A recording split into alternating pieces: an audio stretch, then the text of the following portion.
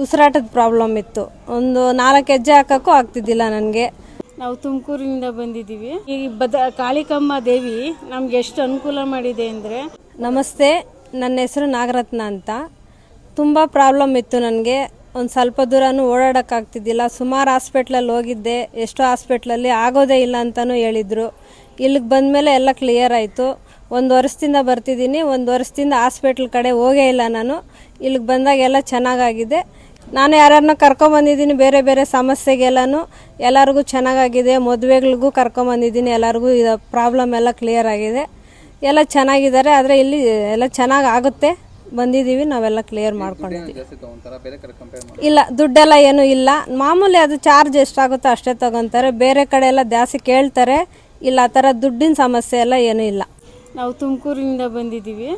ನಮಗೆ ಮಕ್ಕಳ ಬಗ್ಗೆ ಸಮಸ್ಯೆ ಇತ್ತು, ಮದುವೆ ವಿಚಾರದಲ್ಲಿ ಅಂತ. ಅಂದರೆ ಹೊರಗಡೆ ಅವ್ರವ್ರು ಹೇಳೋರು ಈ ಥರ ಭಕ್ತರಲ್ಲಿ ಇದು ಇಲ್ಲಿ ಹೋದರೆ ಒಳ್ಳೇದಾಗುತ್ತೆ ಹಂಗೆ ಹಿಂಗೆ ಅಂತ. ನಾವು ನಂಬಿರಲಿಲ್ಲ.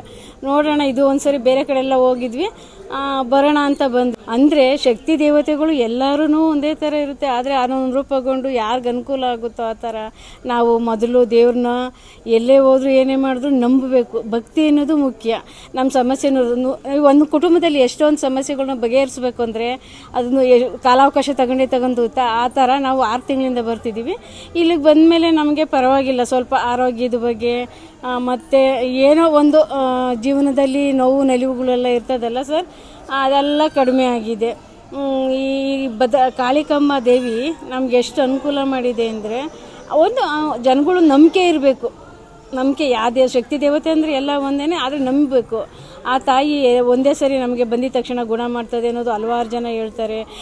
ಏನೂ ಆಗಲ್ಲ ಅಲ್ಲಿ ಹಂಗೆಲ್ಲ ಅನ್ನೋದು. ಭಕ್ತಿ ಅನ್ನೋದು ನಮಗೆ ಮುಖ್ಯ. ನಮ್ಗೆ ಒಳ್ಳೆಯದಾಗಿದೆ, ನಂಬಬೇಕು ಸರ್ ಈ ಶಕ್ತಿ ದೇವತೆನ. ನಾವು ತುಂಬ ನಮ್ಗೆ ಅನುಕೂಲ ಆಗಿದೆ.